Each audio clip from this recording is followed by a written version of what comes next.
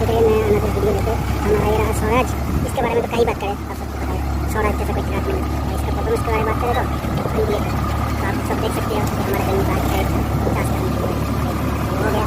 तो फिलहाल इसका चालू बेहतरीन परफॉर्मेंस है। तो मेरे कमिटमेंट है स्वराज से कोई खिलाफ नहीं।